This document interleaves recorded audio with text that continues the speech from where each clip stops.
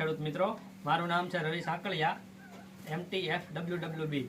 આજે આપણે બાબરા તાલુકાના ખંભાળા ગામની અંદર છીએ, વિજયભાઈ જાદવના ફાર્મ પર, જે આ વર્ષથી એમણે પ્રાકૃતિક ખેતીની શરૂઆત કરી છે. આ છે વિજયભાઈ અને આ છે રમેશભાઈ.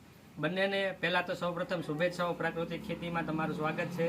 અને ઘણા સમયથી પ્રેરિત થઈ રહ્યા છે કે ગૌકૃપામૃતમ બેક્ટેરિયા જે ગોપાલભાઈ સુતરિયાના છે એ પ્રાકૃતિક ખેતીમાં ખૂબ મદદરૂપ થઈ રહ્યા છે.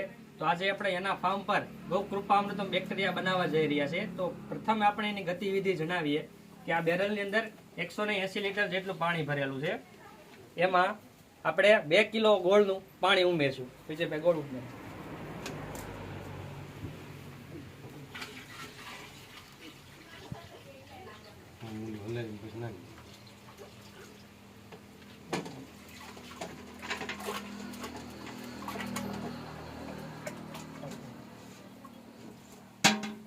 બે લીટર આપણે દેશી અથવા ગીર ગાયની છાશ ઉમેરશું.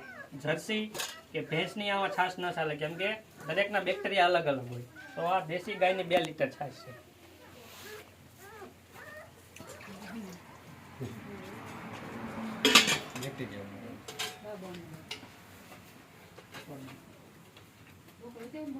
આ છે ગૌકૃપામૃતમ બેક્ટેરિયા 1 લીટર બોટલમાં ભરેલા. આપણે એને આમાં ઉમેરશું.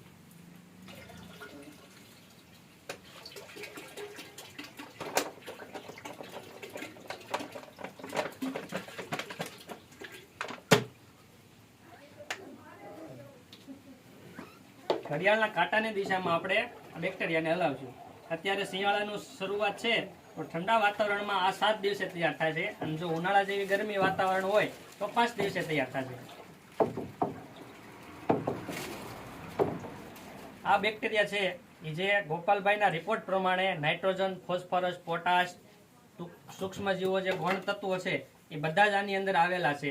ખાસ કરીને જે બાયોપેસ્ટિસાઇડ આપણે દવાનો ઉપયોગ કરતા હોઈએ એમાં આનો છંટકાવ ખાસ બધા ખેડૂત મિત્રો કરે એવી અપેક્ષા સાથે. જય જવાન, જય કિસાન.